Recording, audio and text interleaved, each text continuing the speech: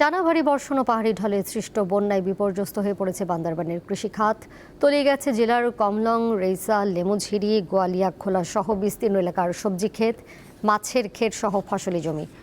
প্রকৃতির এই আকস্মিক তাণ্ডবে সবকিছু হারিয়ে এখন চরম লোকসানি দিশেহারা ক্ষতিগ্রস্ত কৃষকরা।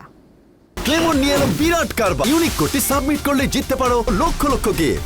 বিস্তারিত ফেসবুক পেজে।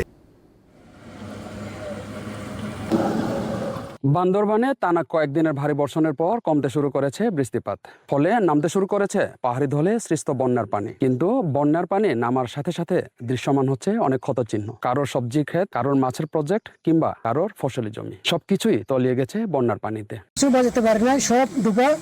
এখন যখন রোদ আসতেছে, এখন সবগুলো জিমে যাচ্ছে, মরে যাচ্ছে। মানে জুড়ি যায় গই পেপে বেকুং মুরগি গই 50,000 মাসা জিরে দিয়া বেকুং যায় গই।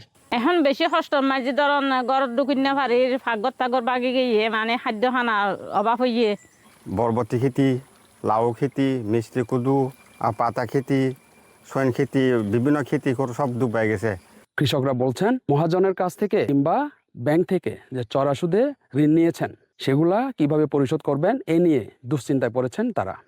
পানি ডুবিতে আর সাতা ইয়ে কিছু বাঁচা না পারে। টাকা লোন নিয়ে এগুলো করছি, এখন এগুলো সবগুলা বেসে গেছে। তার পিছনে প্রায় 2.5 লাখ টাকার মতো খরচ হয়েছে। আমার গেছে আড়াই মনে করেন আমার 1,20,000 টাকা গেছে। এই 10-12,000 টাকা পাইছে, আর পাইছে না, সবগুলো চলে গেছে। বন্যা শুধু ক্ষেতের ফসল আর মাছের ঘেরটাই ভাসিয়ে নিয়ে যায়নি, নিয়ে গেছে শত শত কৃষকের সারা জীবনের সঞ্চয় আর শেষ সম্বলটুকু। প্রকৃতির এই আকস্মিক ক্ষত কাটিয়ে এই দিশেহারা মানুষগুলো কবে নাগাদ আবার স্বাভাবিক জীবনে ফিরতে পারবেন, সেই উত্তর হয়তো কারোর জানা নেই।